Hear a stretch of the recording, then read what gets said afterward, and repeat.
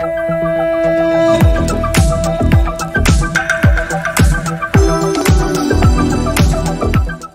is my latest book, The Ambition Accelerator. And I wrote this book to inspire and encourage young women so that they could really go for it with everything career-wise. So whether that be through the corporate route or as an entrepreneur or something in between. And I had great fun writing this book. I basically interviewed loads of really inspirational women, combined their advice and stories with some of my own, added lots of actions for the reader to take. And that's what we have here in the Ambition Accelerator. So the bit that I'm going to read is around work-life balance, which is a topic which women often get asked about, which I find frustrating at times as men don't often get asked the same question. So I'm just going to read you a little bit from this section. Work-life balance.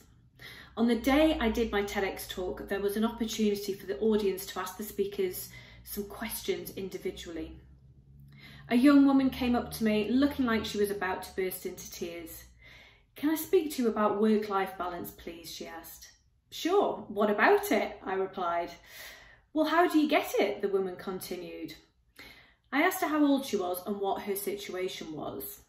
She was 24, working for her family business and already getting anxious about not being able to balance what was important to her. I gave her the truth. Work-life balance doesn't exist, and anyone who says it does is talking crap. There's long been a view that a balance between work and life is important for our mental health, among other things. There are a few things that come into play here though. What if, like me, you really love work? Is working a lot still detrimental to your mental health? Maybe, maybe not. If you have meaningful work and you don't know the answer to how many hours you've worked that week, then you're probably in a happy place with it. When work doesn't feel like a chore and you've spent a week working on what needs to be done without clocking every hour, that's a beautiful thing. The other consideration to make in relation to balancing work and life is the way that we work now.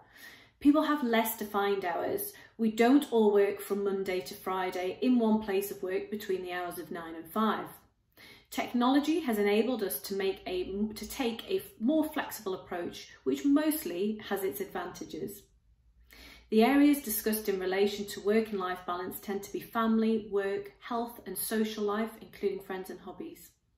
The Holy Grail is meant to be a balance between them all.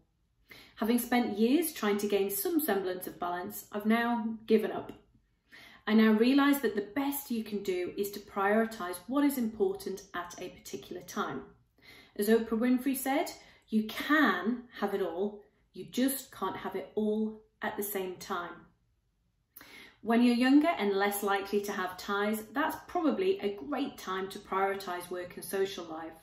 If you're ambitious, then work hard for your employer or on your business. If you come to have ties as you get older, you will find it more challenging to do the extra hours and weekends or to travel for work. Thank you.